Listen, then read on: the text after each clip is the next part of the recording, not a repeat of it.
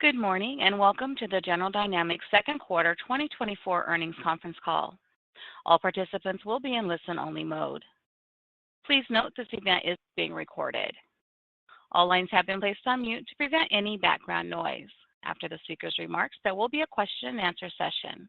If you would like to ask a question during this time, simply press the star key followed by the number 1 on your telephone keypad. If you would like to withdraw your question, press star 1 again.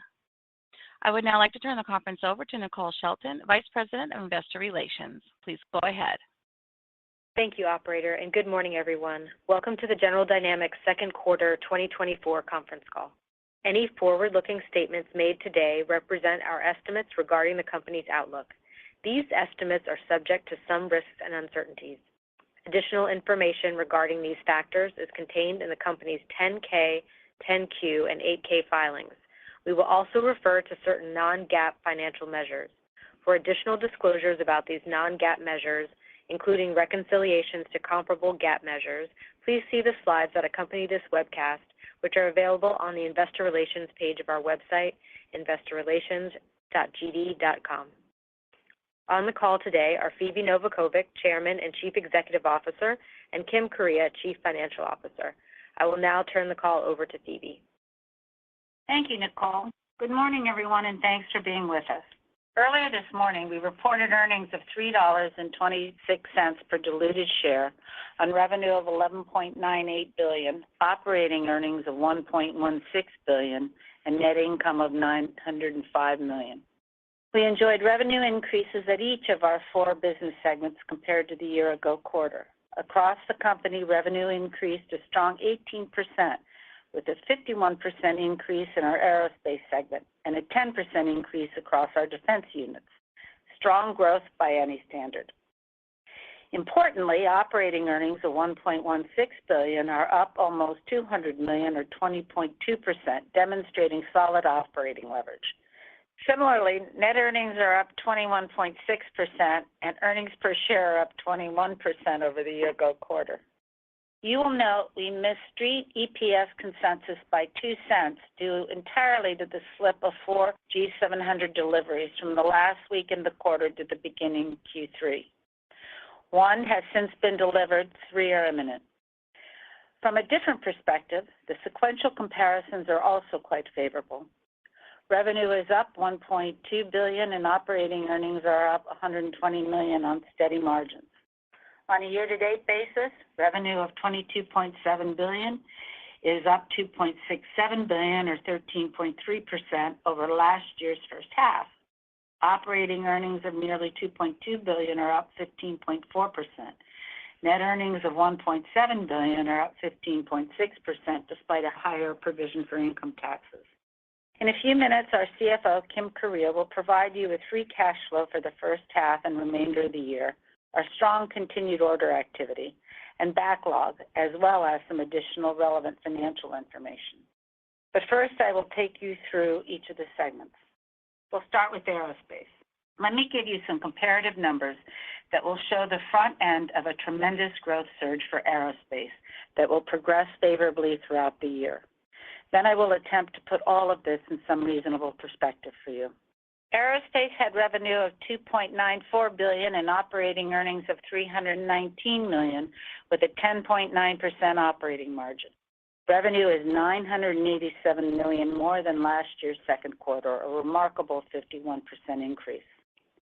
The revenue increase was driven by additional new aircraft deliveries coupled with higher service revenue.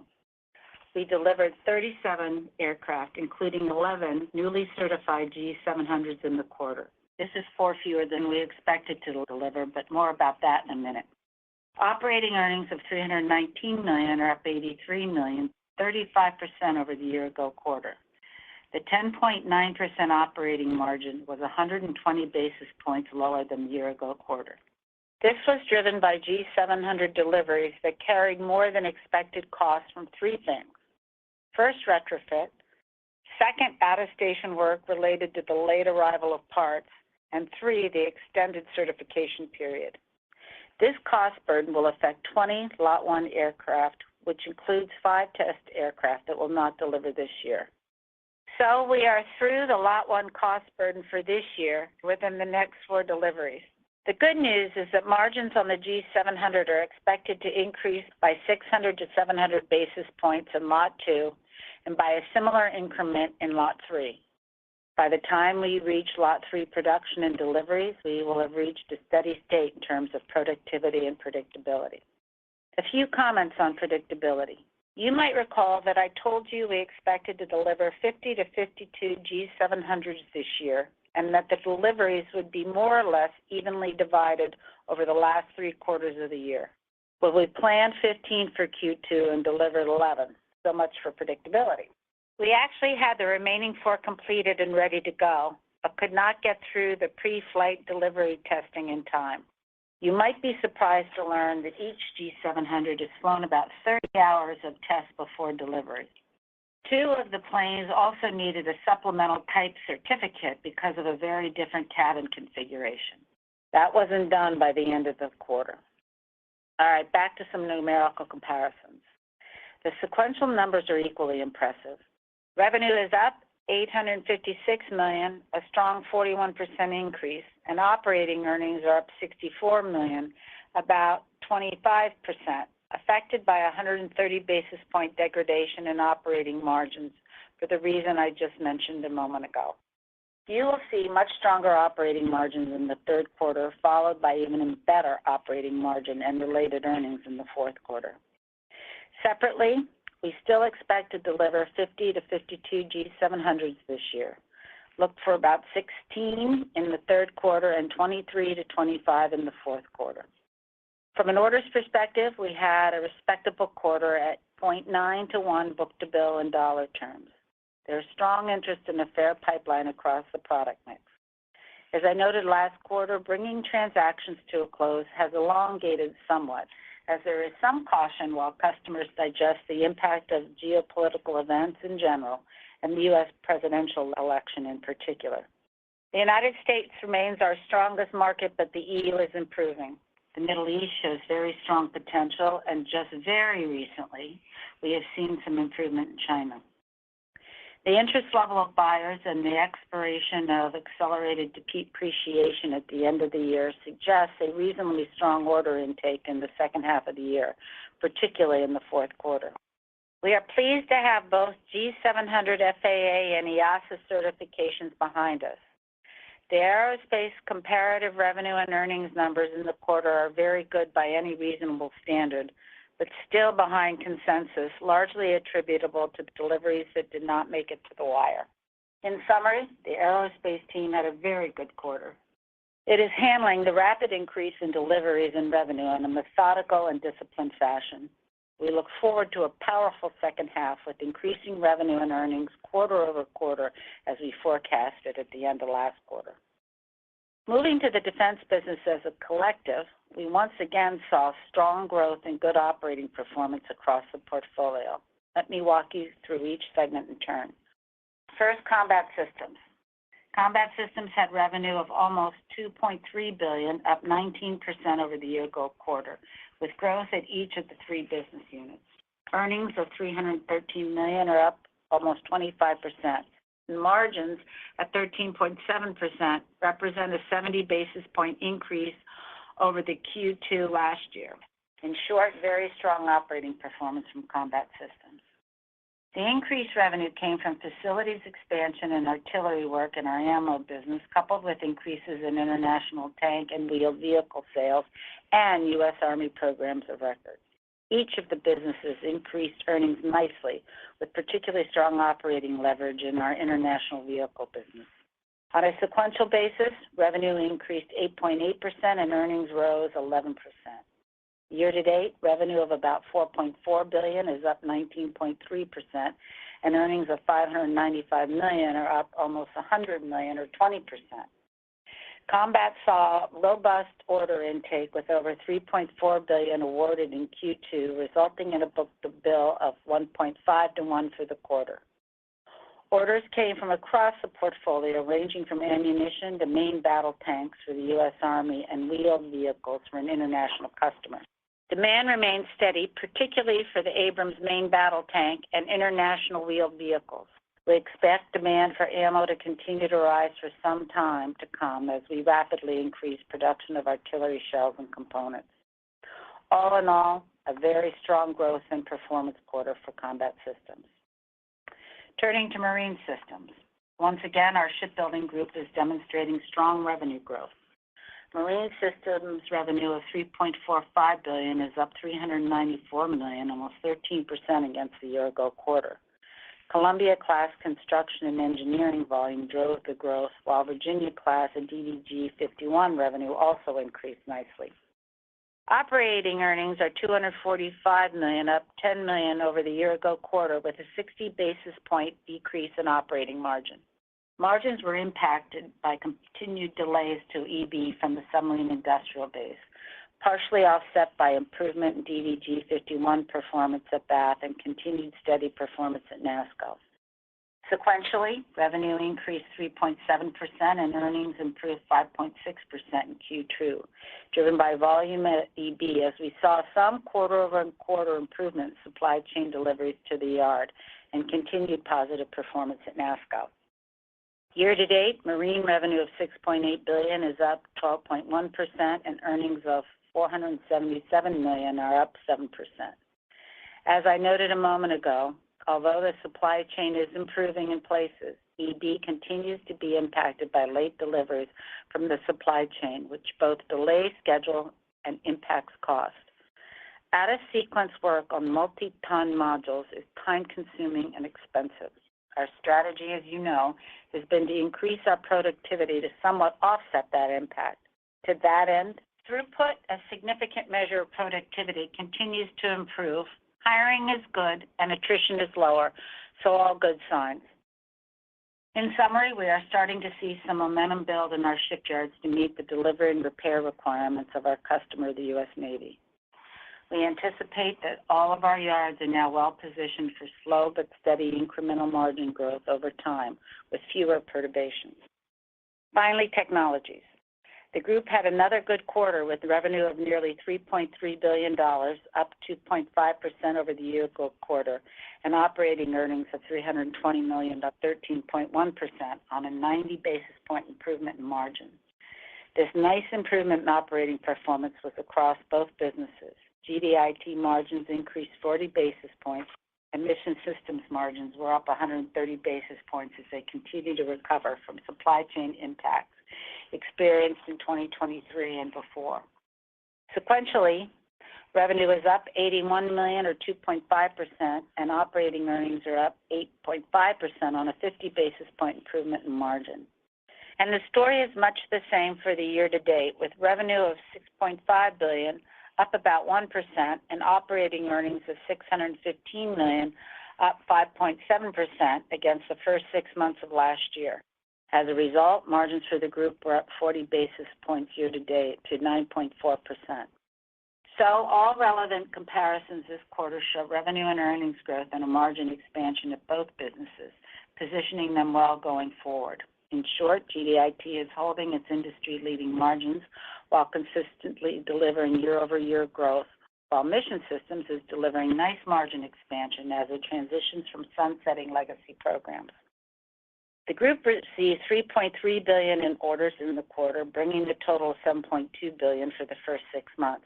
That results in a book-to-bill for the group of 1.0 for the quarter and 1.1 for the year-to-date. Total awards for the group in the first half were up 30% compared with the first 6 months of 2023. This is on the strength of win rates consistently around 80% for the group and capture rates at roughly 65%, both very strong for this industry. Backlog was down slightly from the end of the first quarter due to the removal of backlog associated with an international divestiture in the quarter, but was up almost $200 million from a year ago. As importantly, the qualified pipeline remains very robust at over $120 billion, so the group is well positioned to continue its growth trajectory. Let me now turn the call over to Kim. Thank you, Phebe, and good morning. I'll start with orders. We had a solid quarter from an orders perspective at $10 billion, with an overall book-to-bill ratio of 0.8 to 1 for the company.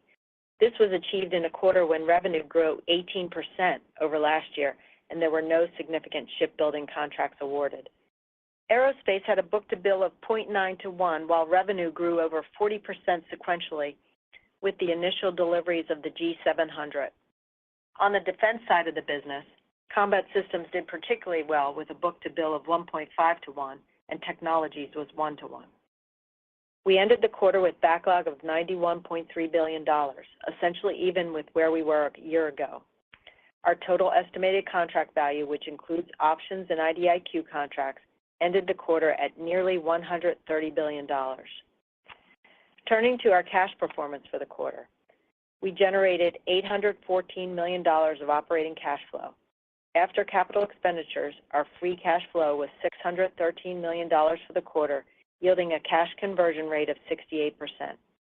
Technologies led the segments with strong cash flow generation in the quarter. When you consider the free cash flow through the first half of 2024, we are slightly positive at $176 million and about $250 million ahead of what we had planned. After the planned slow start in the first half, we expect significant second-half growth, with the majority of the cash generated in the fourth quarter. We are still planning a cash conversion rate around 100% for the year. So you may be wondering what's driving cash to be so backloaded this year. It's apparent from our balance sheet that we have been building up working capital in the first half of the year, which we expect to substantially unwind in the second half. One obvious driver of this is Gulfstream with the ramp-up for the certification and deliveries of the G700. The planned G700 deliveries in the second half are significant, which will reduce working capital. Another large contributor to the growth in working capital has been Combat Systems. They have several programs that pay at delivery. Thus, we are buying material in the first half of the year that results in product deliveries and cash in the second half of the year. Combat is also subject to the timing of deposits on international programs, and the first half of the year has been a period of liquidating deposits received in prior periods. Now, turning to capital deployment. Capital expenditures were $201 million, or 1.7% of sales in the quarter. Similar to last year, you should expect capital expenditures to be somewhat higher in the second half of the year and slightly above 2% of sales when the year wraps up. Also in the quarter, we paid $389 million in dividends and repurchased approximately 119,000 shares of stock for $34 million. Through the first half, we repurchased only a modest number of shares for a total of $139 million, driven largely by our 2024 cash profile. We ended the quarter with a cash balance of approximately $1.4 billion and a net debt position of $7.9 billion, down over $300 million from last quarter. As a reminder, we have an additional $500 million of fixed-rate notes maturing in the fourth quarter that we plan to repay with cash on hand. Our net interest expense in the quarter was $84 million, compared to $89 million last year. That brings the interest expense for the first half of the year to $166 million, down from $180 million for the same period in 2023 on lower debt balances. At this point, our expectation for interest expense for the year remains unchanged at approximately $320 million. Finally, the effective tax rate in the quarter was 17%, bringing the tax rate for the first half to 17.2%. This rate is a little lower than our outlook for the full year, which remains around 17.5%. For the second half of the year, we expect the rate to be lower in the third quarter and then a bit higher in the fourth due to typical timing items. Phoebe, that concludes my remarks. I'll turn it back over to you. All right, thanks, Kim. Let me move on to give you updated forecasts for the year. The figures I'm about to give you are all compared to our January forecast, which will be posted along with today's guidance on our website. In aerospace, we are sticking with our same earnings estimate, but we'll get there with higher revenue and about a 100 basis point drop in margins for all the reasons I mentioned to you a few minutes ago. We are still holding to our delivery estimate of about 160 airplanes. With respect to the defense businesses, Combat will have revenue of about $200 million higher than previously projected as a result of continued demand. So look for total revenue about $8.7 billion. Margins should be about the same. All in, operating earnings will be up $30 million over the previous forecast. Marine Systems revenue should be up $1 billion at Electric Boat and somewhat at Bath. So we will have annual revenue between $13.4 and $13.8 billion, with an operating margin around 7.4%, with operating earnings up around $45 million over the January forecast. For Technologies, we are not changing our earlier guidance to you. On a company-wide basis, we see annual revenue up about $2 billion, with overall margins down about 30 basis points. So total revenue of $47.8 to $48.2 billion, and operating earnings up modestly. All up, that indicates EPS guidance of $14.40 to $14.50, 5 cents over prior guidance. I will note that normally this time of year we have solid insight into revenue and margin. In this growth environment, the upside has been difficult to predict with equal clarity. Should anything materially change in Q3, I will give you another cut at guidance. That concludes my remarks, and we'll be happy to take your questions. Thank you, Phoebe. As a reminder, we ask participants to ask one question and one follow-up so that everyone has a chance to participate. Operator, could you please remind participants how to enter the queue? Thank you. We will now begin the question and answer session. If you have dialed in and would like to ask a question, please press star 1 on your telephone keypad to raise your hand and join the queue. If you would like to withdraw your question, simply press star 1 again. As a reminder, we ask that you please limit yourself to one question and one follow-up to allow everyone an opportunity to ask a question. We'll go to our first question from David Strauss at Barclays. Good morning. Thanks for taking the question. Sure. Phoebe, on the G700, as I understand, there some issues that you have to fix with these pre-built airplanes. Can you just talk about what exactly the issue is, how far of the way you are through that, and whether this is still an issue in terms of airplanes that are on the line? Thanks. Sure. So very late in the certification process, we had a requirement to bind together some wires in the tail of the airplane. So relatively simple fix. For those airplanes that we'd already built, we took the tails off. For those that we were building, we just didn't put them on. So this is largely behind us and contributed to a bit to the cost impact on lot one. But, I would note that it's extremely hard to discern anything meaningful looking from the outside in here. This is, as I said, largely behind us and was pretty late in the process and not particularly difficult to do. Great. And so none of these slips relate to kind of supply chain issues. It was more about just, fixing this certification issue. Right. Think about the supply chain as more a question of cost than of deliveries. Terrific. Thank you. We'll move next to Peter Arment at Baird. Yeah, thanks. Good morning, Phoebe. Morning. Yeah, it's really encouraging to hear about the 50 to 52 is still intact for the G700. Maybe could you just touch upon, I think expectations around bookings. I know you've talked about in the past about geopolitics and a lot of just, volatility in the world. Just your thoughts on just, bookings for the year. Thanks. So we tried to give you some color around that. In the remarks, I say that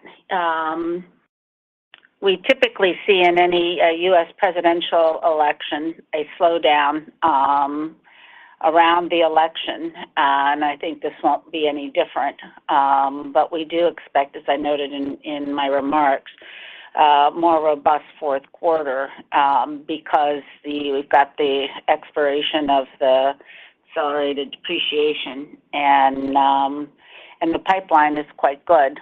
And I gave you also some color around the geographical distribution there. So all in all, there's quite a bit of interest in our airplanes. It's great to hear. Just as a quick follow-up, just your latest thoughts on just the G400. Is that still tracking to your kind of original plan? It is, and we ought to fly very soon. We'll go next to Robert Spingarn at Melius Research. Hey, good morning. Morning. Phoebe, maybe sort of a two-parter on Marine. I wanted to ask you first, with the recent supplemental, there was money, a little over $3 billion to help support the submarine industrial base. And you did mention last time that there were a few sole source suppliers of complex components that were causing some of the delays. So wondering if that money has gotten to them and is resolving the issue, or if you had to qualify alternate sources. And then the longer term question is, a decade ago or maybe a little bit longer, Marine was a 10% type margin business. And given the supply chain issues, the impact to the shipbuilding workforce, in the aftermath of COVID, is that a realistic target some point in the future? And what might be the timing on that? Thank you. Sure. So let me take each part of your question in turn. So the Navy, working quite closely with the Congress, allocated significant funding for the industrial base, as you noted. That money has begun to flow, and it is intended for and it's targeted for a number of uses. One, increased throughput; two, some facilitization, some training, increased hiring. And so it's been really critical, and we've been pushing very hard to get that money as fast as we possibly can into the supply chain to help stabilize them. And let me put it to you this way. There are some supply chain providers who are improving quite nicely. We still have some challenges out there that are pretty well publicized. But we're continuing to work with the U.S. Navy on how, to the extent that those can be mitigated. So we continue to see cost impacts from late deliveries of out-of-sequence work, as I noted in my remarks. But we continue to be hopeful. We are hopeful that the additional funding that we're putting into the supply chain should help stabilize over time. So with respect to your 10% margin, that certainly is our goal. I think the supply chain has to stabilize. We've got to come down our learning curves on Columbia. Virginia throughput has to increase. So we will ultimately stabilize in the Marine Group. And I will notice, by the way, I think you mentioned something about the workforce. We have, in the last year or so, had no difficulty in hiring at our shipyards, and our training program has been pretty robust. So we've got shipbuilders coming out of that training program with a higher than typical level of proficiency. Our retention is also much better. So that gives us some confidence in the throughput and productivity capacity of the shipyards. But everything in shipbuilding is slow, so it's small incremental improvement over time. But I think 10% is a reasonable goal over time, and there's no way to estimate that with any precision. Not going to speculate, but it is objective. Thank you very much. We'll go next to Cai von Rumohr at TD Cowen. Yes, thanks so much, Phoebe. So, good morning. Good morning. So the tail issue at Gulfstream, does the required rework extend beyond the first 20 units in the first block? And should we be looking for a sequential build in terms of unit delivery, so that I would assume then you have less first block impact in the third quarter than the second, and even less or none in the fourth, and therefore right. You should see a strong lift in the margins sequentially. Is that the way to look at it? Yes. So which I tried to give you a lot of color of that in my remarks, but with respect to the binding of some of those wires in the tail, that's largely behind us. And with respect to the margin trajectory, we see nice margin improvement in this quarter, and then again in the fourth quarter. Think about the fourth quarter as mid to high upper teens. Okay. And because, of this rework, should we assume that the profitability on Block 2 for the G700, that the sequential step up from 1 to 2 will be somewhat bigger than one might normally look for? I tried to give you that in my remarks, but this was really a Lot 1 issue. Got it. Thank you. Our next question comes from Jason Gursky at Citi. Hey, good morning, everybody. Phoebe, I was wondering if you could spend a few minutes talking about the services business in aerospace and just some of the trends that you're seeing there with the fleet utilization and what you're seeing in the competitive environment in that business as well. So on the service side, services, as we said before, will grow with the expansion of the fleet. Our objective is to get as much of the Gulfstream work as possible, and we've got the vast preponderance of it already. Services is growing this year, and as is, by the way, special mission, which is driving a lot of the revenue increase this year. But we should see nice, steady growth over time in the service sector. And there's no real, with respect to services, there's no real difference in any of the competitive environment. Okay, great. And then turning to technologies and maybe using a bit of your crystal ball on the pipeline and the outlook for bookings and book-to-bill there.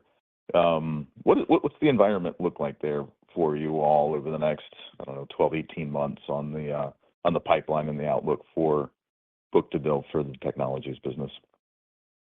So we continue to see a very active pipeline. I think the available market at the moment is over $120 billion. It's pretty robust. And we've been winning our fair share and a little bit more than our fair share. So we believe that over time that will continue as it has in the last couple of years, drive services growth and, frankly, mission systems as well. So I think technology is positioned for nice, steady, slow growth, which is exactly what we have promised in the past and what we're delivering. So pretty steady. We'll go next to George Shapiro at Shapiro Research. Yes, good morning. Hi, George. Phoebe, I just wanted some clarification. You had said that pretty much all the costs were incorporated, yet you delivered 11. 5 you said won't be delivered till next year, but there's still 4 left. That's the 4 that you just delivered in the first week or so of the third quarter? Yeah.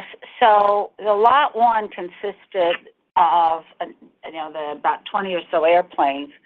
5 are test airplanes they'll deliver next year, but this year the Lot 1 costs are going to be behind us imminently. We've delivered 1 of the 4, and I tried to give you some color on the delivery process, and the other 3 are imminent here. So I think we're in pretty good shape on that. Does that help you? Yeah, that helps. And then just a quick follow-up on the usual question. If I look at the gross bookings versus the net bookings from your backlog, there's like $171 million difference. Was that just forfeiture, cancellation, currency related? Do you have any comment on that? Nothing that I can put my finger on, to be quite honest, in the moment. Okay. And Jen, one last one then. Aftermarket growth in the quarter, it's at Gulfstream? Pretty good, pretty robust in the service business, and we expect it to continue to grow this year, which is driving a lot of the revenue increase, along with special mission. We'll go next to Ken Herbert at RBC. Yeah, hi, Phoebe. Good morning. Morning. I wanted to see if you could make some comments on combat, and specifically the outlook for bookings in Europe and other regions, but also how should we think about, with the orders you're booking today, the impact on the backlog, and to what extent are they accretive to segment margins, or how accretive could they be as some of the more recent bookings flow into the backlog and revenues? So the bookings continue to reflect the threat environment. Both they were driven in the quarter both by international vehicle orders and U.S. ammunition and Army programs of record. And I think we'll see as we're going forward. I'd say that combat systems is typically, as we talked about in the past, probably a mid 14% margin business, but it'll have quarter variability, sometimes up around 15%. So it's really a question of mix. In the moment, we see increased what we call sustainment. Think about repair and support, which tends to carry a little higher margin. And you didn't exactly ask this question, but I'll sort of answer it. As we move from the lower margin facilitization work to the higher margin throughput that's generated by the throughput on ammunition, you'll see a little bit of margin expansion there. And just can you quantify the cash impact in the second half and in the fourth quarter from the timing of some of the cash receipts on combat? I don't think we've broken out cash for you by business group. I think Kim tried to give you a fair amount of color on what was going on in the third and particularly the fourth quarter of unwinding some of the pre-builds in combat with the deliveries of the vehicles and material. We'll go next to Doug Harned at Bernstein. Good morning. Thank you. Hi, Doug. Hi. If we look at Gulfstream and kind of look through the current margin issues, and when you get out to 2026, you should be at a point where you've got a full portfolio of maturing aircraft with commonality. And, if we go back to the days when you could get to those 18 and to 20% type margins, is there a way to think about the progression here? There are clearly near-term issues. You've got the G800, the 400.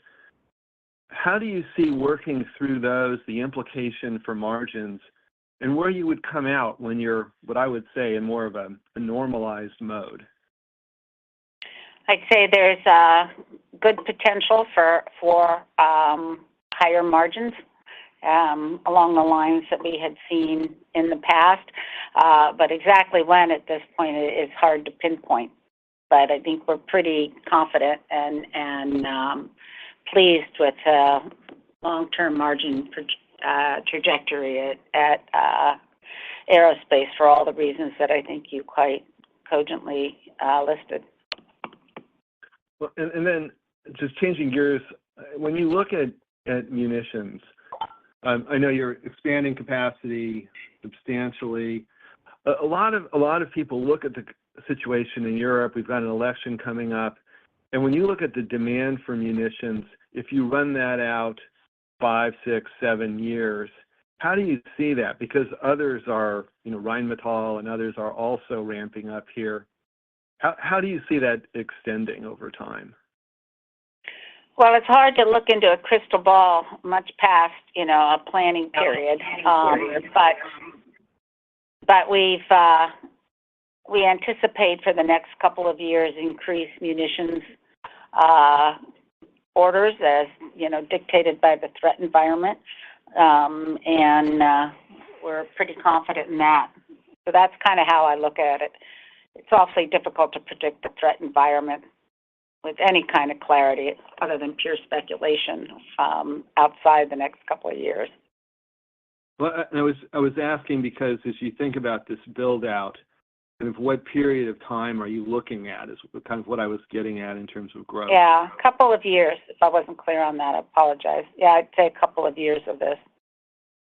I'd say three, 4 years max, somewhere along those lines. And then we'll see. I think there have been some profound lessons learned about the criticality of munitions, ammunition. So I expect those to be incorporated in, most land forces thinking. Okay, very, very good. Thank you. We'll go next to Miles Walton at Wolfe Research. Thanks. Good morning. I was wondering, Phoebe, you increased the sales at Gulfstream, but no change in deliveries. Is that an ASP or a services-driven higher revenue base? A couple of things, including services, as I had noticed, increase in services, and also an increase in special mission, which are kind of lumpy, as you know, and we've talked about in the past. Okay, got it. And then just another detailed question. Thanks for the color on the unit improvement in margins. Are the unit quantities about 20 aircraft similar to Lot 1? And then secondarily, when you move to the 800, the G800, should we anticipate a similar profile of profitability, or do you think you'll be at higher profits sooner on the 800 out of the gates? Thanks. Planning purposes is the latter, but that's probably all the clarity we've got at the moment. It all depends on the certification process, but we anticipate, I think, and reasonably anticipate that they'll come out of the gate very strong. Okay. And were the lot quantities about 20, lot 2 and 3? Yes. Okay. Thanks. That's typical lot quantities. We'll go next to Scott Deutschel at Deutsche Bank. Hey, good morning. Morning.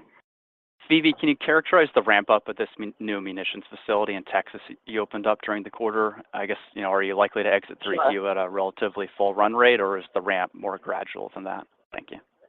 So we opened up the facility. The first line is running and producing as we anticipated. We are standing up lines 3 and 4.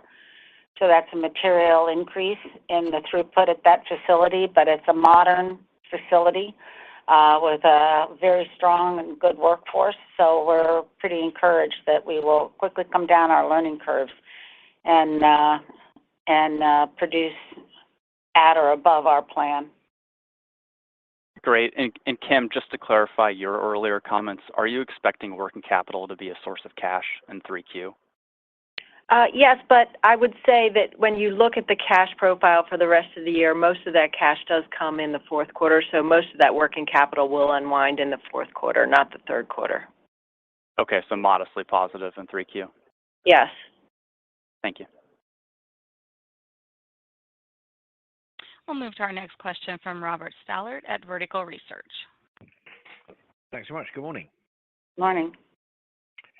Phoebe, a couple of political questions for you. First of all, in the U.S., if the Ukraine supplemental were to be zeroed, what sort of risk could that present to GD in the future?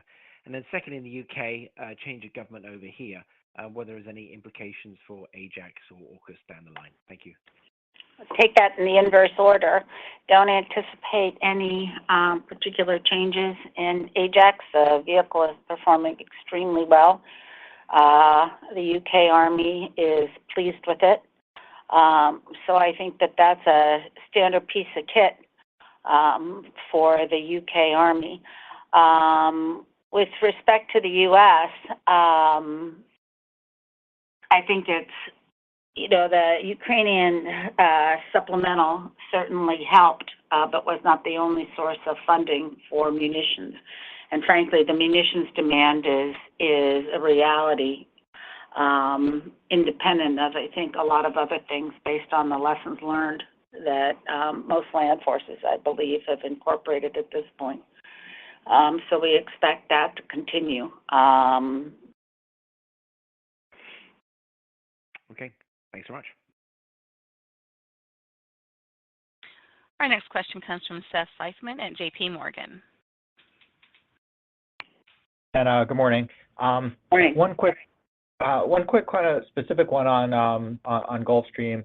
The out-of-station work you talked about due to late supplier deliveries, is that behind us now as well? The supply chain has improved, but it is not completely healed yet. So I suspect we'll continue to have some out-of-station work. Okay. Okay. And then more broadly, the comment you made at the end of the prepared remarks about potentially revisiting the guidance with the Q3 earnings, is that because of uncertainty in any particular area, or just kind of broadly across the businesses? I think that in this growth environment, revenue's been harder for us to predict, and just the input of contract executions and the impact of contract executions.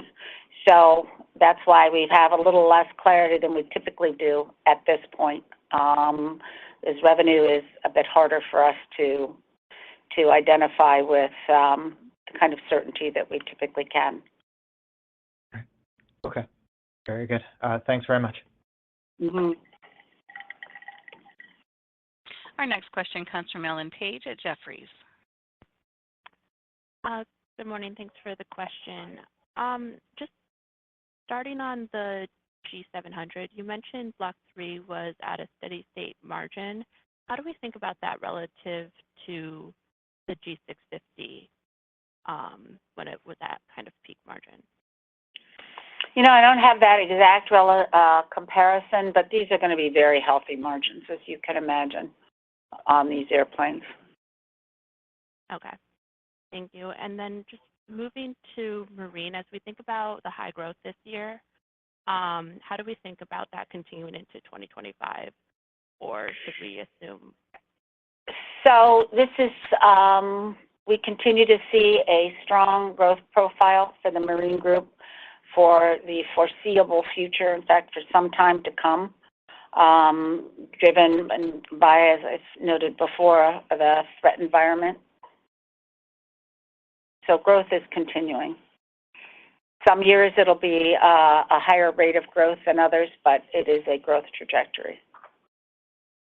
Thank you. I'll leave it there. And next we'll move to Noah Poponak at Goldman Sachs. Hi, good morning, everyone. Morning. Phoebe, I guess if I look at the funded backlog at Gulfstream, it's been relatively flattish over the last kind of year and a half. I know you have overall good demand for the new products, but how are you thinking about matching supply to demand as you're going to ramp deliveries here? Do you have visibility that the orders will keep pace with that? Do you have any concern about taking the revenue run rate above the order rate? So I think we've got a very balanced plan through this year, and the way we think about the market, certainly the pipeline supports that and has supported it. There's an awful lot of interest in these new airplanes. So I think we've planned accordingly, and I think, as I tried to give you some color in the remarks, the pipeline remains strong, and that's the best indicator of near-term future growth. Okay. How far out into the future does the pipeline go in terms of your level of visibility and confidence in what the order flow will look like? Well, doesn't it stand to reason that the further out you go in the future, the less your confidence is? That's actually, I think, a truism. But for what we can see, we like what we see in the pipeline. Okay. And Kim, did you apologize if I missed it? Did you provide a new free cash flow to net income conversion goal for the year? And then I guess just any comment on how to think about that next year if there are some abnormalities this year that reverse next year? So in terms of for this year, we're still targeting the conversion rate of approaching 100%. Obviously a lot of that cash is going to come in the fourth quarter of this year based on our profile this year. And honestly, we are still in the planning process for next year, so we're not at the point that we're ready to give any cash flow guidance for next year. Okay, thank you. So, Audra, I think we have time for just one more question. Thank you. That question comes from Matt Akers at Wells Fargo.